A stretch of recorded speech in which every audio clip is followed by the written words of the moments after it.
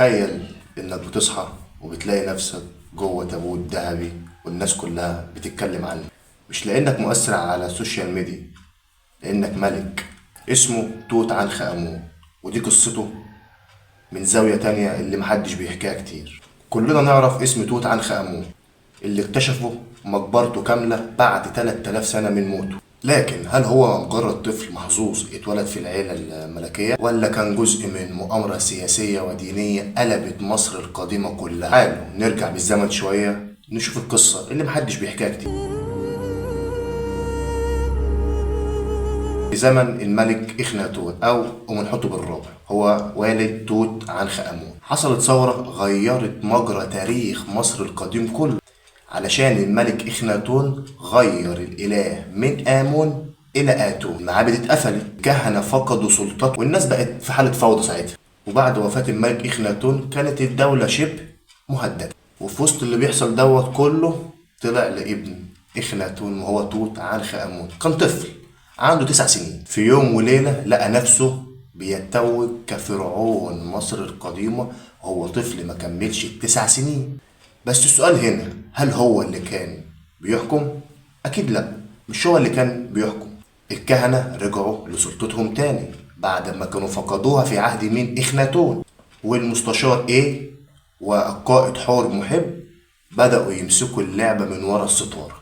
يعني هما اللي كانوا بيتحكموا في مصر الفرعونية من ورا الستارة، واللي في الواجهة كلها كان توت عنخ آمون. وأول حاجة عملوها غيروا اسمه من توت عنخ آتون إلى توت عنخ آمون علشان يرجعوا تاني ورجعوا عبادة آمون تاني، وبدأت سلطتهم ترجع واحدة واحدة في البلاد تاني بعد وفاة إخناتون. بس السؤال هنا، هل توت كان مجرد واجهة ولا كان هو اللي كان بيحكم؟ توت عنخ آمون بدأ يظهر في المعابد ويصدر قرارات، حتى نفسه بدأ يشارك في الحملات العسكرية، بس كان جسمه ضعيف مليان تشوهات ومرض وراثي. بس من الرغم من دوت كله حاول انه يحكم البلاد. وفجأة الملك الصغير مات وما كملش 18 سنة، والسبب ولا حد عارف. هل هو حادث أم مرض أم اغتيال؟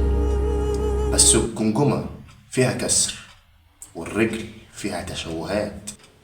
هل هو مرض؟ فكروا معايا. نظريات كتير بتوضح موته، بس اللي احنا عارفينه ان كان موته غامض ومريب. بعد وفاته مين اللي هيبقى الحاكم؟ اكيد اللي كانوا بيلعبوا من ورا الستارة، اللي هو المستشار ايه بقى هو حاكم البلاد وحاكم مصر الفرعونية. ومن بعده اللي كان بيلعب معاه من ورا الستارة اللي هو القائد حر محب، وكلهم استفادوا من موته.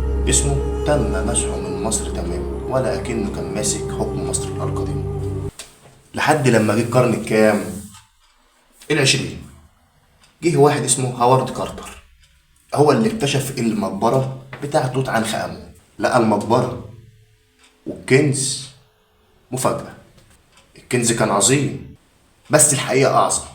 توت عنخ آمون كان في قلب المعركة بين الكهنة والسياسة. طفل صغير وقع في النص بينهم وحاول يحكم في وقت كله خيانة ومؤامرات.